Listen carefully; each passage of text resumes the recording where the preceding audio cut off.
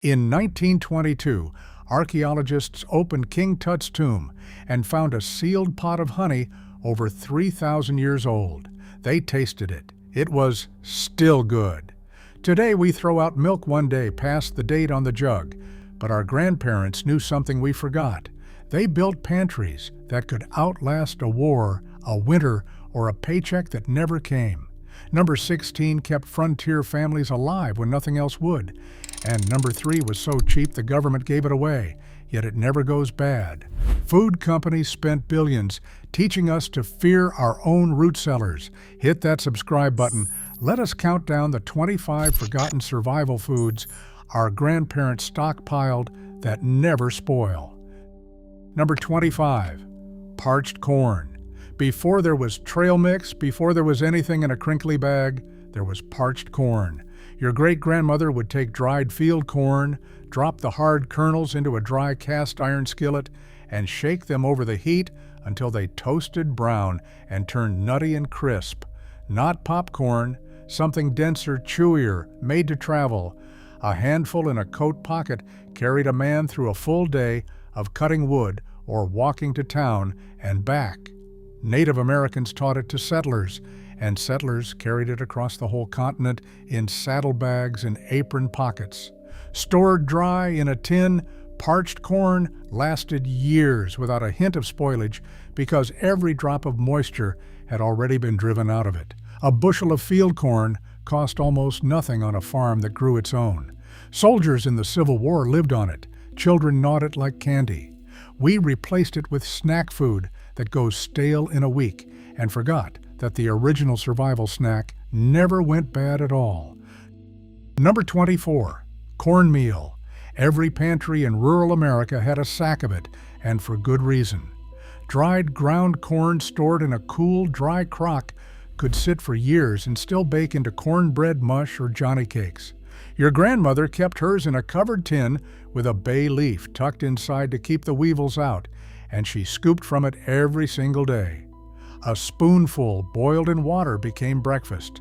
A cup mixed with a little lard and salt became the bread that went with every pot of beans from Georgia to the Dakotas.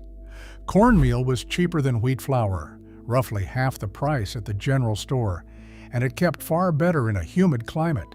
The secret was keeping it dry and cool.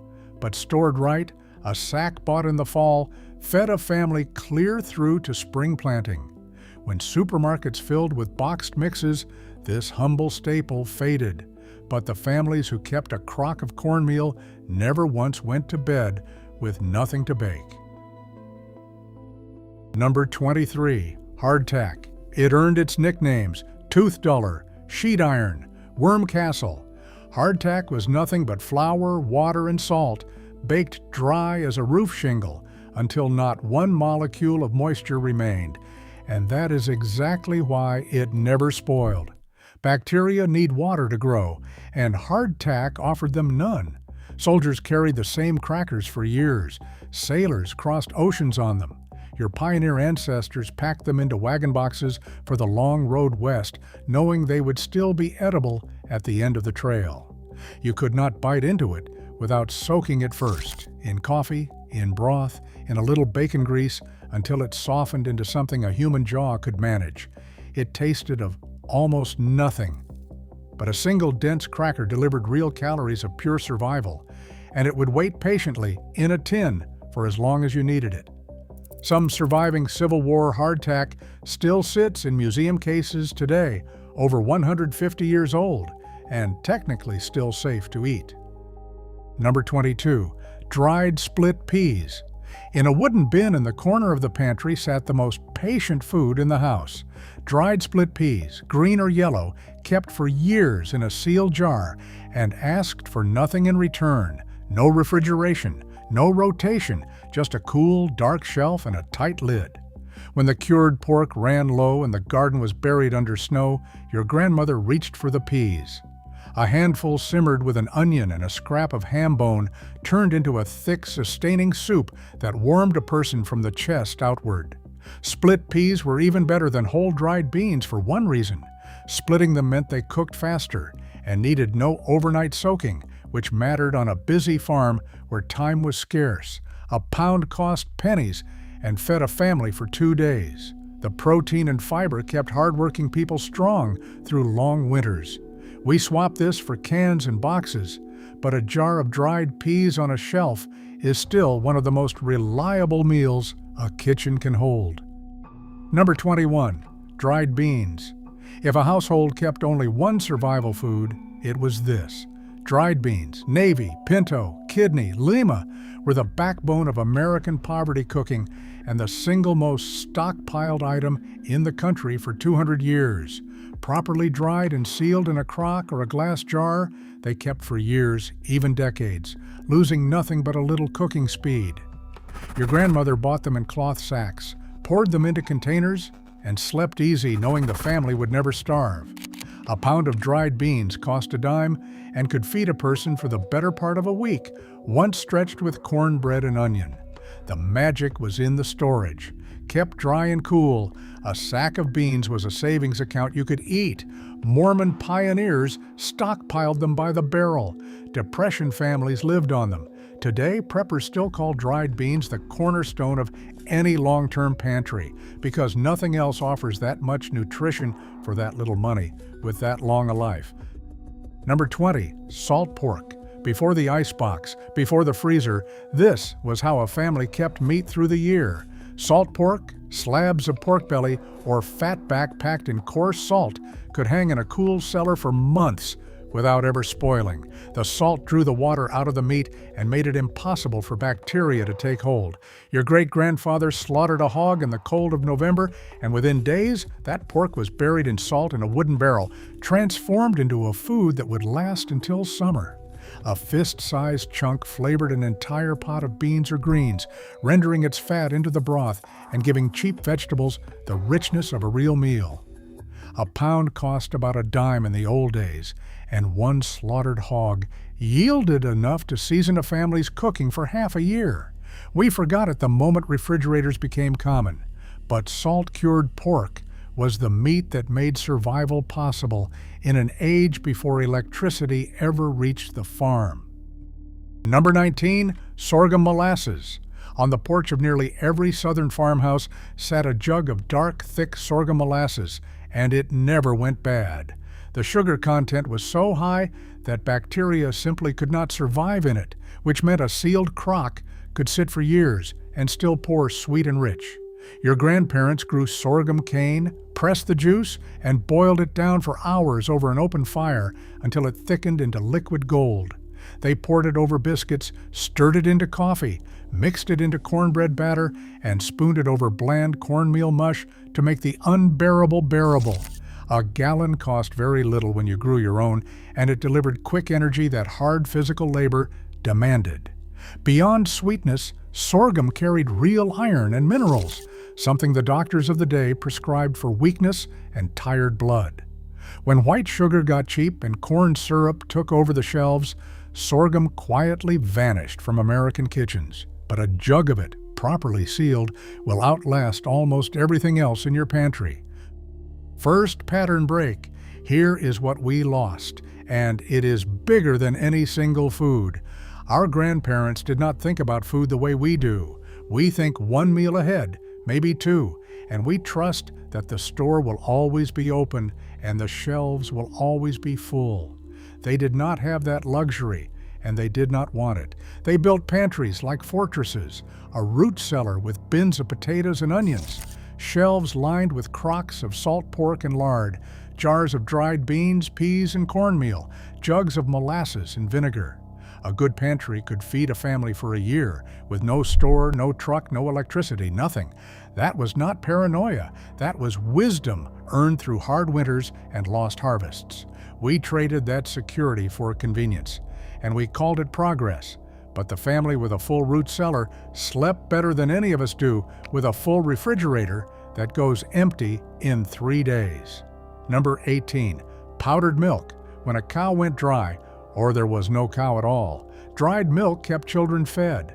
Removing the water from milk and turning it to powder created a food that could sit in a sealed tin for years without souring, because once again, no water meant no spoilage. Your grandmother kept a box of it on the shelf and reconstituted a glass whenever fresh milk ran short. She mixed it into bread dough, stirred it into gravy, and poured it over hot cereal.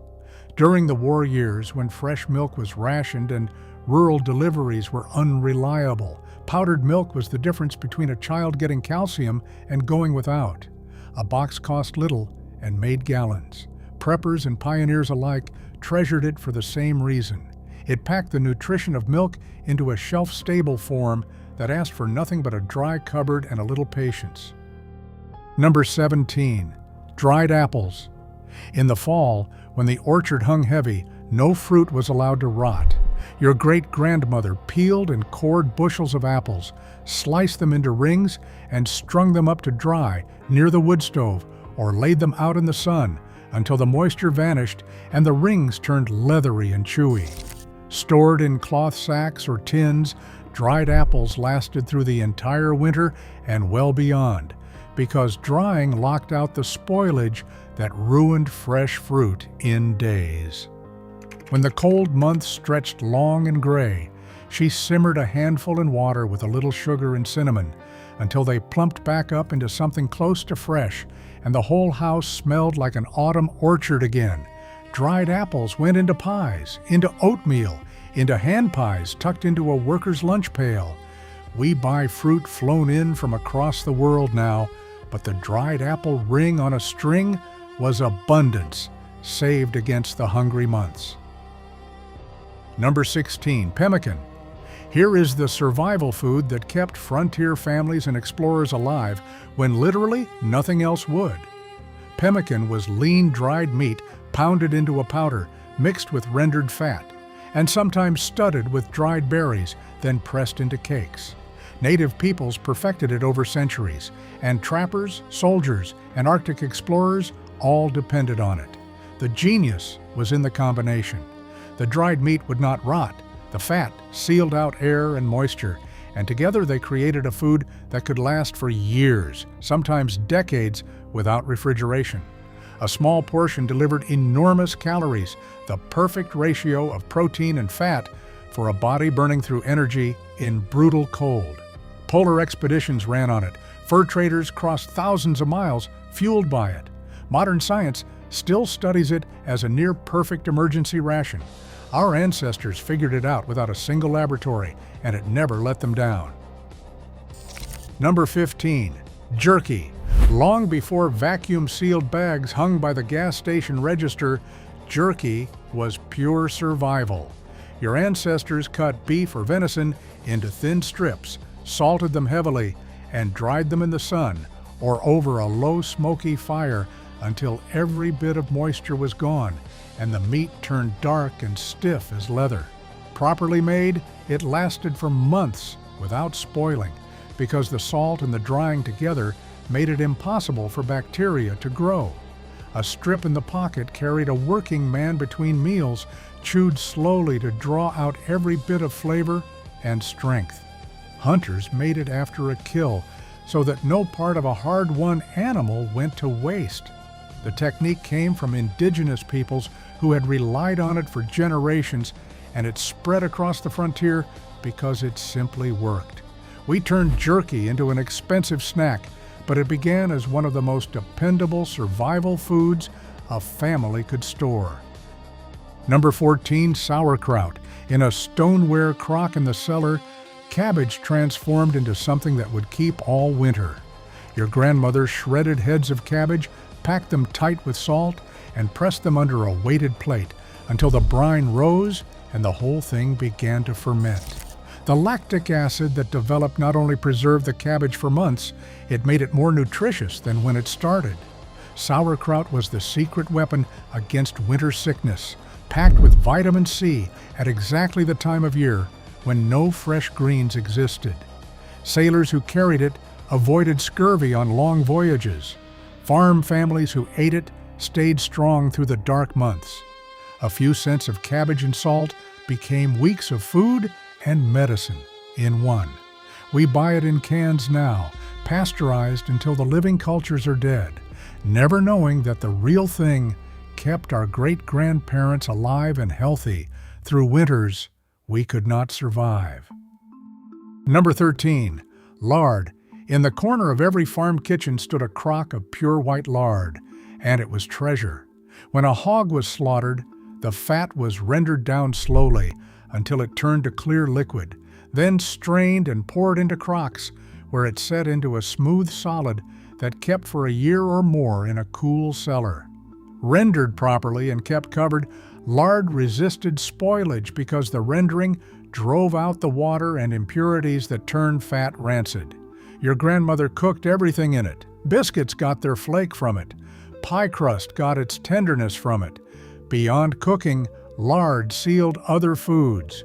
Cooked meat packed into a crock and covered in a layer of lard could keep for weeks without refrigeration, the fat locking out the air. A single hog gave a family enough cooking fat to last most of the year. We were taught to fear it, but our grandparents built their whole kitchens on it, and it never spoiled on them. Second pattern break. Here is something the food industry would prefer you never think about too hard. Almost everything on this list has one thing in common. No company can get rich selling it to you. There is no advertising budget behind a sack of dried beans. No brand loyalty in a crock of lard. No celebrity chef builds an empire on parched corn and sorghum molasses. These foods are cheap, they last for years, and they make you independent, which is exactly the problem. An independent pantry does not generate repeat purchases. So for 50 years, we were sold a different story. We were told that fresh was always better, that homemade was a chore, that real cooks bought convenience. We were taught to fear fat, to distrust anything that did not come sealed in plastic, to throw food out at the first printed date. And it worked. The knowledge our grandparents carried in their bones got replaced by a grocery run every 3 days and a fridge full of things that rot by Friday. Number 12, bouillon and beef extract. Long before the spice aisle held a dozen kinds of broth in cartons, a small jar of concentrated beef extract sat in the cupboard, and it lasted nearly forever. Boiling meat and bones down to a dark, salty paste created something so concentrated and so heavily reduced that it could sit for years without going bad.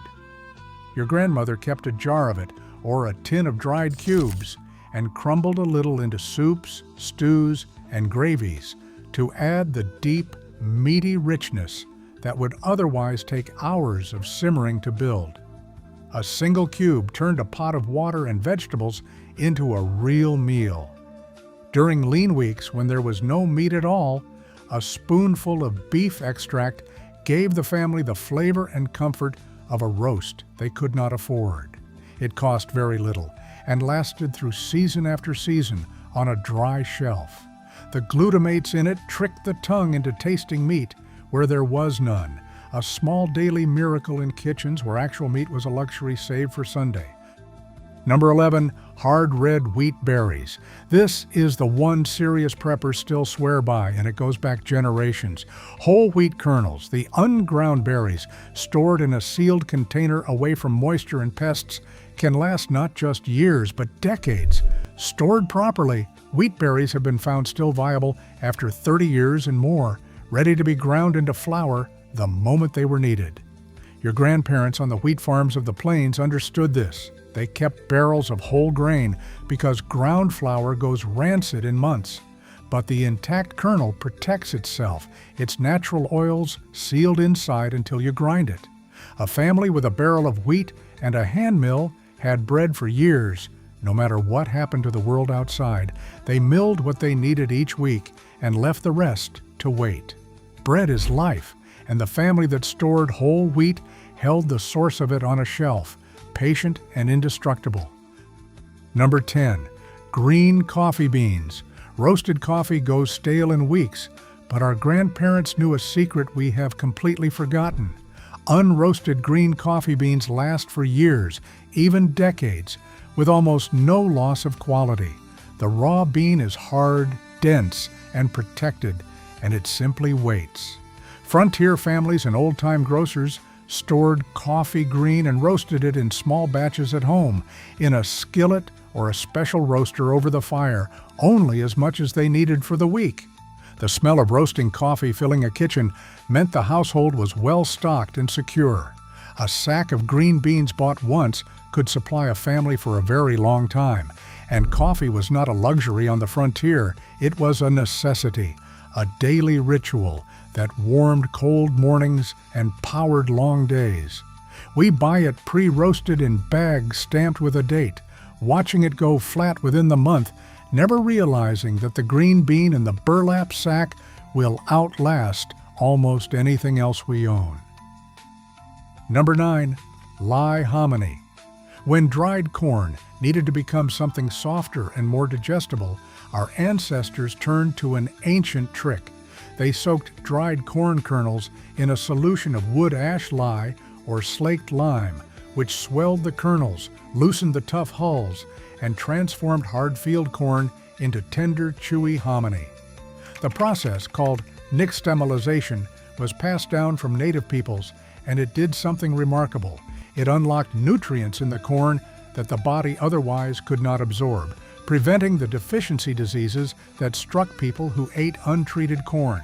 Once dried again, hominy stored for a very long time, and it could be ground into grits, the breakfast that fed the entire South. A few cents of dried corn and a handful of ash became a food that lasted and nourished in a way plain corn never could. We buy it in cans now and never think about the chemistry our ancestors mastered without ever naming it. Number 8. Apple cider vinegar. In a jug on the pantry shelf sat a liquid that genuinely never spoils, and it did the work of a dozen products.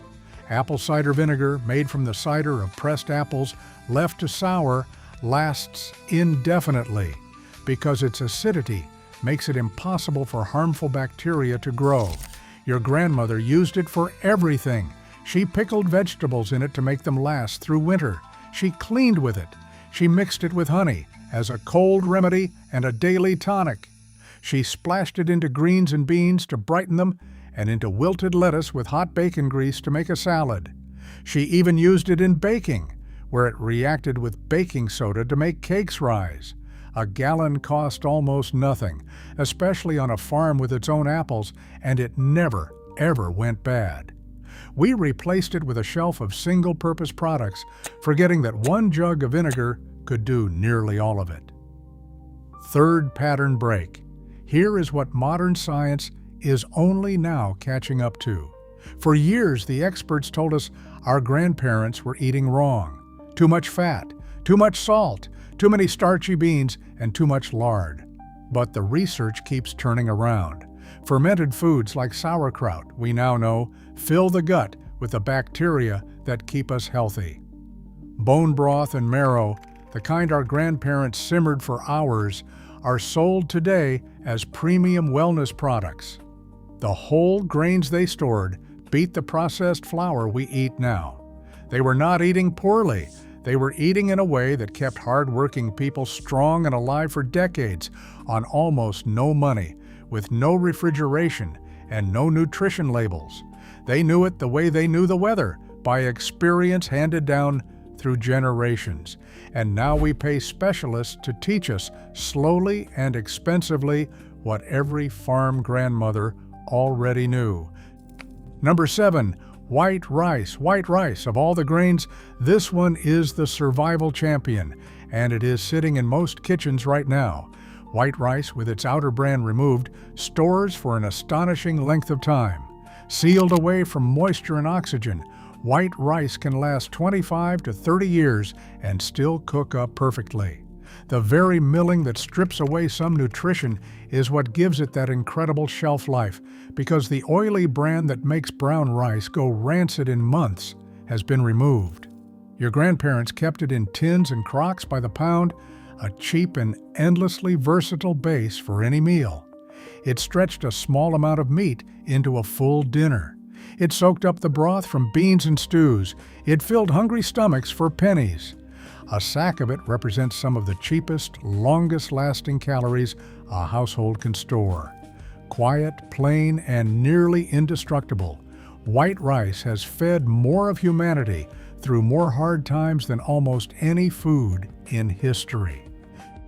Number 6, maple syrup. In the cold northern states, late winter meant the sugar bush, and the reward was a sweetener that lasts for years. Your ancestors tapped the maple trees as the sap began to run, collected it in buckets, and boiled it down for hours over roaring fires until 40 gallons of sap became 1 gallon of dark, rich syrup. That long boil concentrated the sugar so completely that the finished syrup resisted spoilage, keeping for a very long time in a sealed jug, and essentially forever once frozen. It was more than a treat. It was a year's supply of sweetness, gathered from the woods for the price of hard labor and firewood. Families poured it over everything: biscuits, cornmeal mush, fresh snow to make candy for the children. We buy thin imitations in plastic bottles now, but the real thing, properly made, is a survival sweetener that simply does not quit.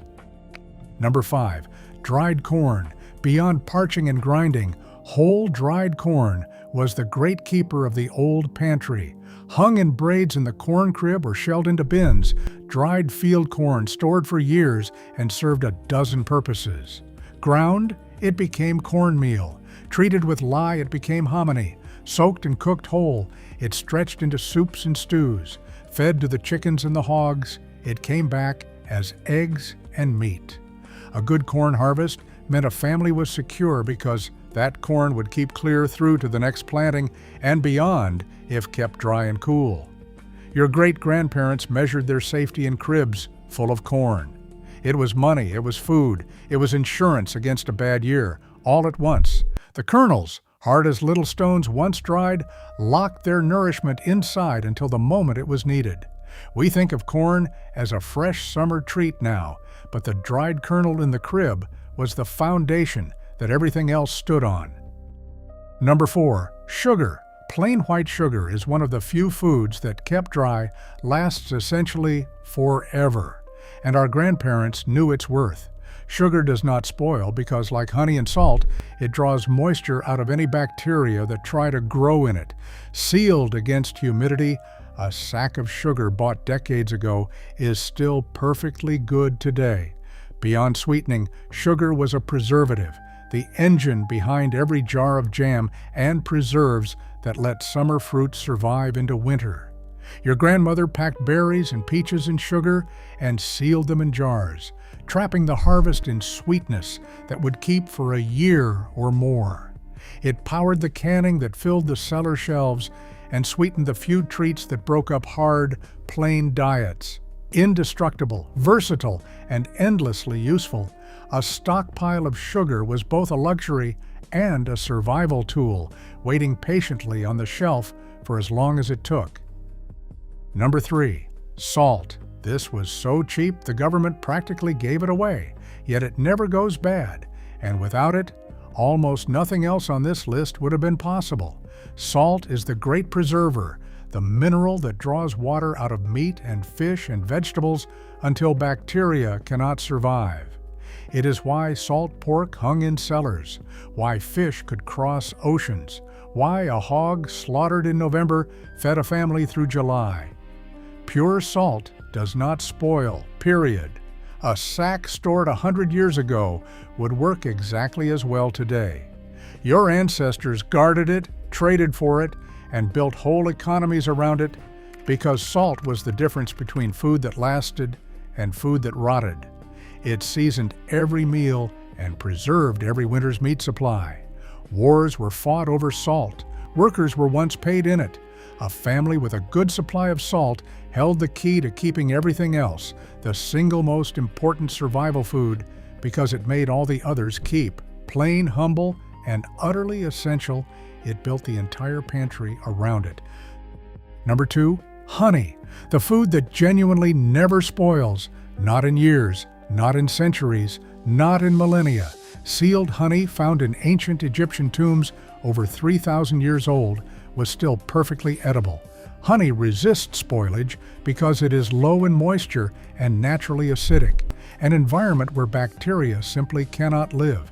Your grandparents kept crocks and jars of it, drawn from their own hives or traded from a neighbor's, and it lasted indefinitely on the shelf, crystallizing into solid sweetness that warmed right back to liquid. It was food and medicine both. They spread it on bread, stirred it into tea, and used it to soothe sore throats and dress wounds, because honey fights infection too. A single hive supplied a family for the whole year. Before refined sugar was common, honey was how people sweetened their lives. Of everything in the old pantry, nothing matches its perfect eternal shelf life.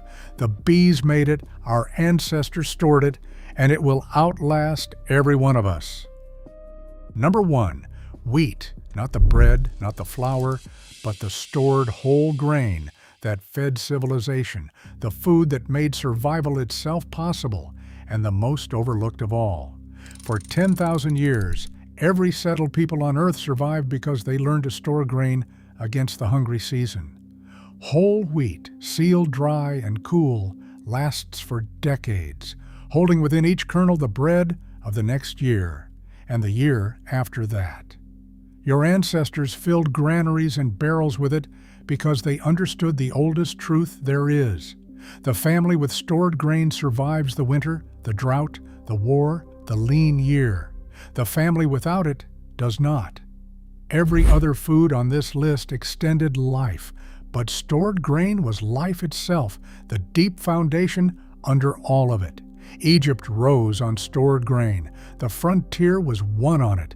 A barrel of wheat in the cellar was not a snack or a side dish. It was the quiet, indestructible promise that no matter what happened, there would be bread tomorrow. Here is my challenge. Pick one of these and put it in your pantry this week. Just one. A jar of honey that will outlive you, a sack of dried beans, a crock of cornmeal, a jug of vinegar that never quits. Then come back and tell me how it feels to own a little piece of the security our grandparents took for granted. Because I started doing this and I cannot go back. There is a jar of honey on my shelf now that I know will never spoil, and a bin of rice that will outlast my mortgage. Share which one you are going to stockpile in the comments. I want to know if the honey gets more love than the dried beans, and if anyone else's grandmother kept a root cellar that could feed the whole street. Because these were not just foods, they were security, handed down and then thrown away. Our grandparents knew. Now you know too.